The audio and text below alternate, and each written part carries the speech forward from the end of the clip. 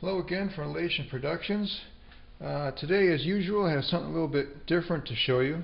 This is one of the projects I actually finished up for a little time now. I've been sitting around for a while, but I want to take some video of it before it goes out to its next owner, whom I built it for. What I've got here, I have a restored and repurposed, this is a Dake Model X arbor press. This is a little, I believe the rating on these are 1 ton, which is a little bit more than presses this size usually are, but you can see the extra long handle that it has, and a little bit heavier build of the cast iron on this kind of explains that, makes it so.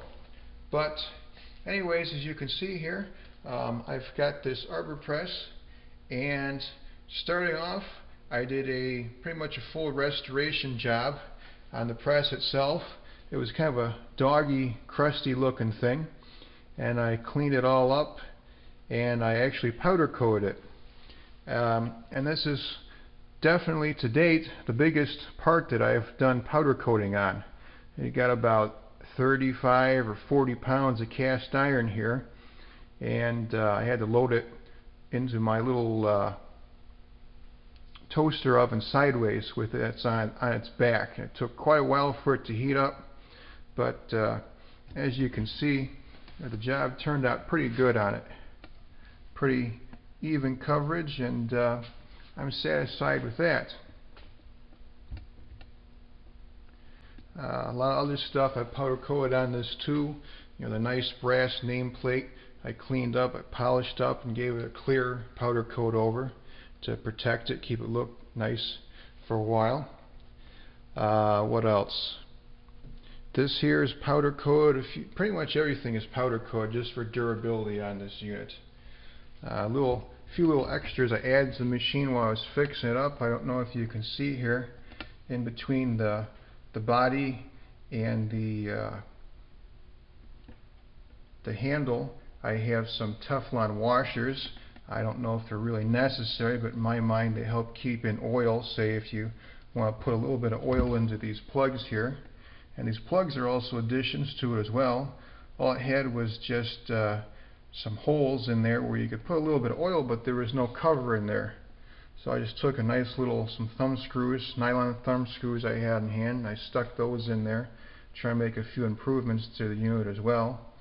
You know, and also if you want to, you can take this one here on the side, you can tighten it up to add more tension to however you want the lever to feel for staying up in place if you want it to. And also, I didn't build this myself, but I actually got this from another arbor press I have. You can see on top here I've got depth stop, which I added to it. So if you want to press something down to a certain depth and stop there, you can just loosen up these 2 screws and you can press stuff to wherever you want it. And you can see in the back here there's actually a little 1/4 hole, so if you were to stick a screw in there you can make fine adjustments on the fly for depth control. Anyways, on to the main purpose of what this arbor press is going to be used for. I have a friend who does glass work, and he was interested in getting a glass press for his shop. Now you're looking at the ones available on there, and you know, he was looking at them. They're about $600 or so would cost him for what he wanted. And I got to thinking about it. You know, and he asked me specifically too if I could do something, and I could do something for cheaper, finding some used parts and, you know, building the whole fixture myself. So what I made for him here, you can see I've got a box that I made up. This is all stainless steel construction, and it's all welded together, and surprisingly the tolerances turned out pretty good because I was quite careful with how I placed the heat when I was welding the box together, and it turned out very true. As you can see, the tolerances on the box, you know, going all the way up and all the way down. It keeps very close tolerance, and it squeaks a little bit, but that's just a graphite dragon. That's not going to be a problem, I don't think. But anyways, not 100% sure what this is to be used for. Basically, from my understanding, you take a hot piece of glass and you'll stick it in here and you press it down just to squeeze it. Hopefully in the future I can go visit him at his shop and maybe get some video of the press in action, I'm hoping, so you can see firsthand exactly how this is going to be used. I hope he doesn't mind me giving him a shout out here. Not sure if you can see on the sides here, just for extra little bit of flair, I added his logo. I etched it into the stainless steel. In the future, maybe I'll get you up another video showing the etching process on that I've come up with a little simple etch-o-matic machine that I've got. And I did a nice job on it too, for the most part. Just add a little bit more flair to it. What else? Basically, what you got here, this is a stainless steel box, and the inner pads on here are graphite. And that was a new challenge for me.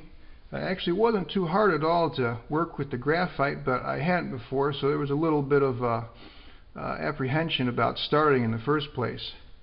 But I was able to cut it out pretty good. I just used a scroll saw just to cut it, and I took some sandpaper to trim everything up to nice, good tight tolerances and make everything flush and fit as good as possible.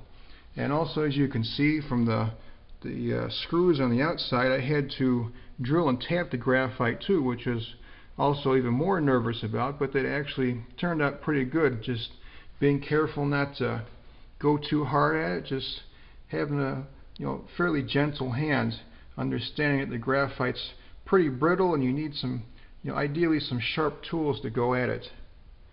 But basically, that's the glass press that I built up there, and hopefully in the future I'll show you some more of it. Also, I'm going to leave in the description below, hope he doesn't mind too, a link to my friend's Instagram page so you can take a look and see some of the stuff that he does. Maybe some of you out there have some interest in glass work too. I mean, I have a wide interest in a lot of different techniques and stuff like that.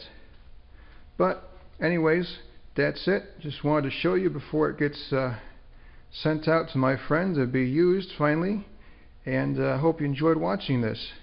As always, please hit that like button. That helps my channel out, and don't hesitate to leave any comments or questions below, and I'll try to answer them as best I can. Thanks for watching. Until next time.